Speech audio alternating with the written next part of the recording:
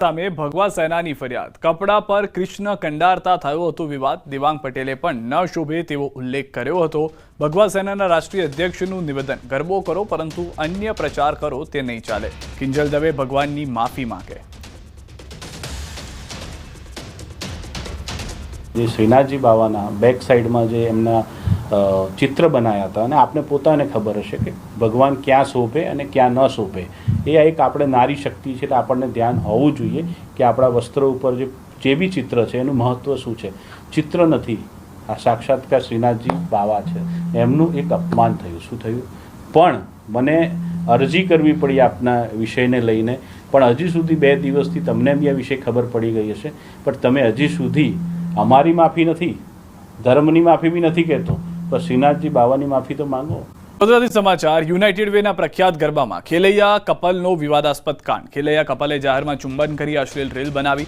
અશ્લીલ reel social media પર viral થતા ખેલૈયાઓમાં ભારે રોષ જોવા મળ્યો। ગરબાના માહોલમાં શરમજનક હરકતથી ખેલૈયાઓમાં રોષ। ઘટના બાદ આયોજકો સામે કડક કાર્યવાહીની માંગ પણ કરાઈ। પરંપરાગત તહેવારની પવિત્રતાને ભંગ કરાયો હોવાનો પણ આક્ષેપ છે।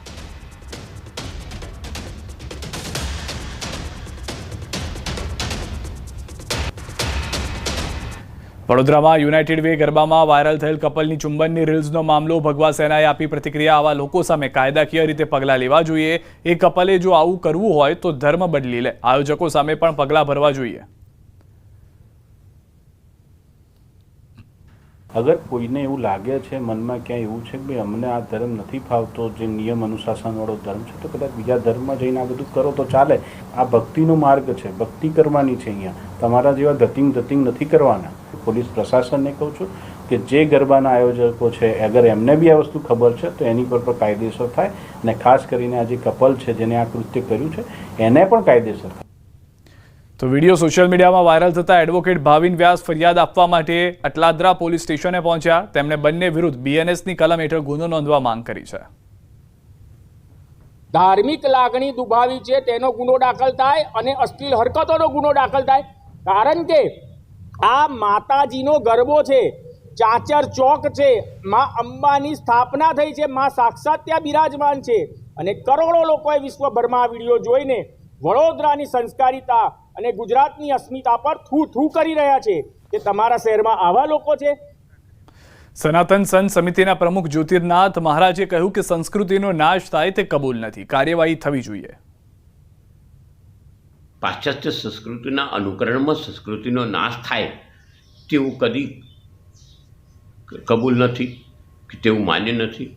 આ ઘટના અંગે સંચાલકોને વિનંતી કરું કે યોગ્ય પગલાં લઈ કડક હાથે કાર્યવાહી લે અને આવું ન થાય ફરી તે બાબતે તકેદારી રાખે। તો વડોદરાના યુથનું કહેવું છે કે આ શરમજનક બાબત છે। માતા પિતા તેના બાળકોને આ વિડીયો જોઈને રમવા નહીં મોકલે। સિક્યોરિટી અને આયોજકોએ પણ ધ્યાન આપવું જોઈએ। વિડીયો વાયરલ થવાથી જે પેરેન્ટ્સ પોતાની વધારે તો છોકરીઓને ગરબા રમવા મોકલે છે તેઓને ક્યાંક ને ક્યાંક બીક રહે છે, કારણ કે આ પ્રકારના વિડીયો વાયરલ થવા ખૂબ જ શરમજનક ગણી શકાય છે। જેના પેરેન્ટ્સ એમને મોકલે છે ટ્રસ્ટ કરીને પોતાના બાળકોને, તે પણ નહીં મોકલે। અને આ એક જોતા નવરાત્રિ ઓછી લવરાત્રિ વધારે હોય છે અને સોશિયલ મીડિયા પર ફેમસ થવા માટે, વ્યૂઝ ને લાઇક્સ માટે આ પ્રમાણેના વિડીયો ચાલી રહ્યા છે। જે લોકોને સ્ટ્રિક્ટ પેરેન્ટ્સ હશે એ લોકોને નહીં મોકલે।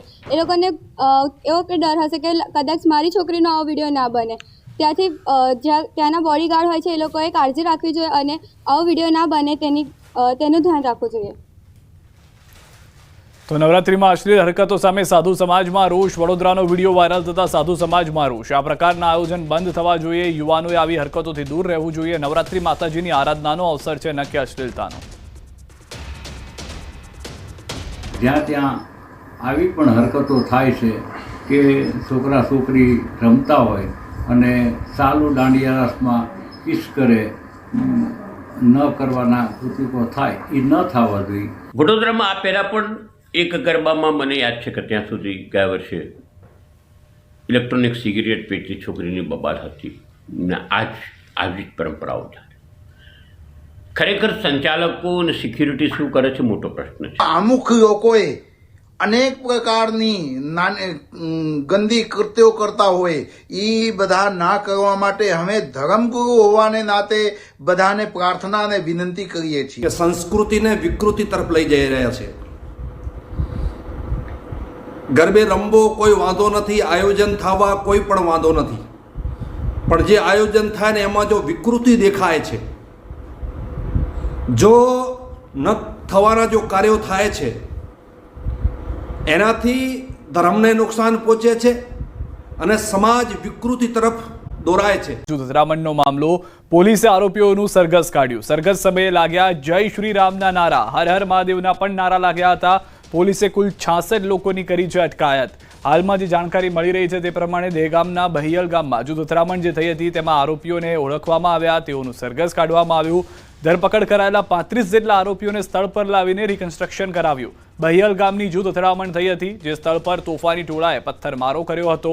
ત્યાં લઈ જઈને પોલીસે આરોપી સાથે રિકન્સ્ટ્રક્શન કર્યું હતું. અનેક લોકો એ જ વાત કહી રહ્યા છે કે આ કોઈ સમાજના કે કોઈ એક ધર્મના લોકો નથી, આ એ અસામાજિક તત્વો છે કે જે બંને ધર્મ વચ્ચે, બંને જૂથના લોકો વચ્ચે અશાંતિ ફેલાવવાનો પ્રયાસ કરી રહ્યા હતા, જેના જ કારણે અનેક લોકો સમર્થનમાં પણ આવ્યા અને કહ્યું કે પોલીસે જે કાર્યવાહી કરી છે તે સરાહનીય કાર્યવાહી છે કે જેનાથી આ ગામની અંદર, આ વિસ્તારની અંદર બે જૂથ આમને સામને ન થાય. કેટલાક અસામાજિક તત્વો શાંતિ ડહોળવાનો પ્રયાસ કરતા હતા, કેટલાક એવા લોકો કે જે ધર્મના નામે આ રાજનીતિ કરવા માંગતા હતા, જે ધર્મના નામે અન્ય લોકોને નુકસાન પહોંચાડવા માંગતા હતા, એ તમામ લોકોની સરભરા કરી છે.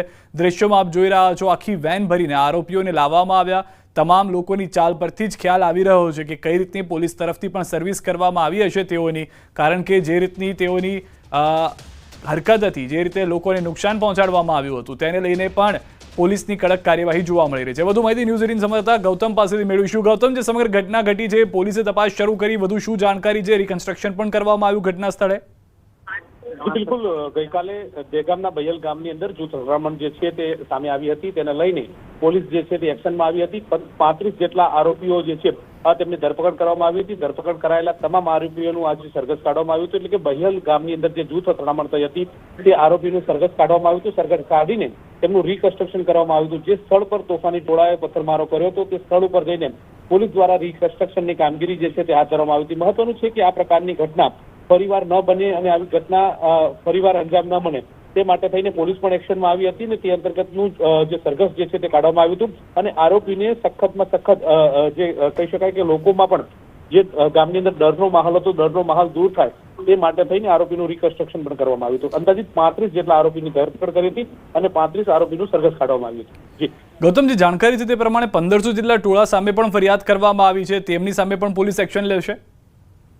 જી બિલકુલ, કહી શકાય કે દહેગામની જે જૂથ અથડામણ સામે આવી હતી તે અંતર્ગતની કાર્યવાહી જે છે તે હાથ ધરવામાં આવી હતી. પોલીસે સામસામે બંને જૂથ તરફથી જે ઘટના અથડામણ થઈ હતી તેને લઈને પોલીસ ફરિયાદ જે છે તે નોંધવામાં આવી છે.